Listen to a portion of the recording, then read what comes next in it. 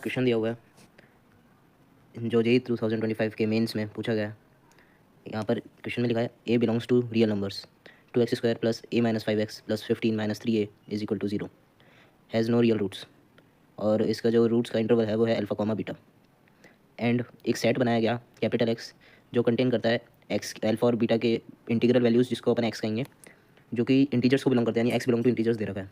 और हमें वैल्यू निकालनी है सिग्मा एक्स स्क्वायर की, जिसमें स्मॉल एक्स बिलोंग करेगा कैपिटल एक्स के सेट को, यानी कि जितनी भी स्मॉल एक्स की वैल्यू है वो इंटीग्रल वैल्यूज़ होनी चाहिए अल्फा बीटा के इंटरवल की, क्योंकि कैपिटल एक्स का जो सेट है वो इंटीग्रल वैल्यू का ही है जो अल्फा और बीटा के हैं।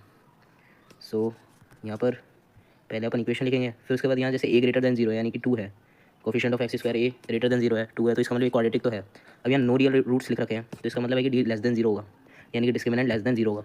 डिस्क्रिमिनेंट का निकालने का तरीका होता है b² minus 4ac, less than 0 अपन उसे पुट कर देंगे, फिर यहाँ पर अपन a माइनस 5² माइनस 4 2 8, और फिर उसके बाद ये 15 minus 3a less than equal to 0 कर देंगे। यहाँ से फिर इक्वेशन बन के आएगी a² plus 25 minus 10a into minus 8 into 15 minus 3a less then 0। जब अपन इसको फर्दर सॉल्व करेंगे तो हमें क्वाड्रेटिक मिलेगी ए के टर्म्स में, जो कि a² प्लस 14 है माइनस 95 लेस देन 0। इसका जब अपन मिडिल टर्म स्प्लिटिंग से रूट बनाएंगे तो आएगा 19 माइनस 19 और 5, यानी कि a² प्लस 19 है minus 5a minus 95 less than equal to equal to नहीं आएगा, लेस देन 0।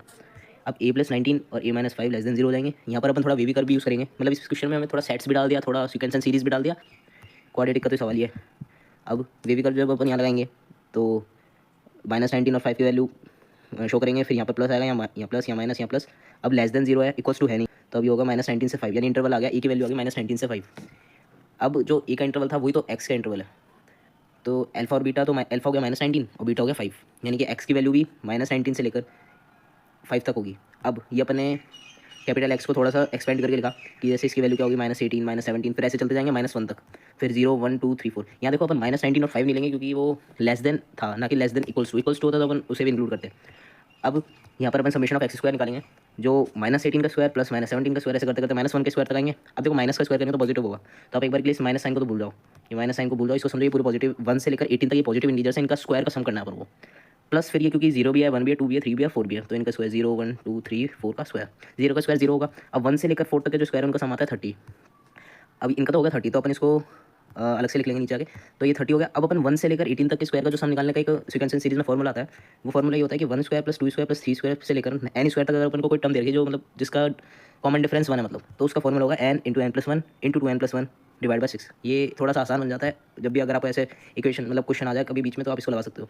तो यहाँ n की वैल्यू तो 18 हो जाएगी, तो 18 इंटू 19 इंटू 37 अपॉन में 6, 6 3 18 हो गया। अब ये बराबर हो गया 19 इंटू 3 57 इंटू 37, जो क्या आता है 2109।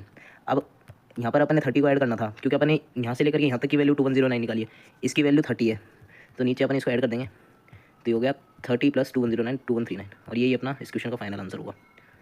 अगर आपको क्वेश्चन समझ में आया तो लाइक शेयर और सब्सक्राइब कर देना, बाकी पढ़ते रहो हंसते रहो।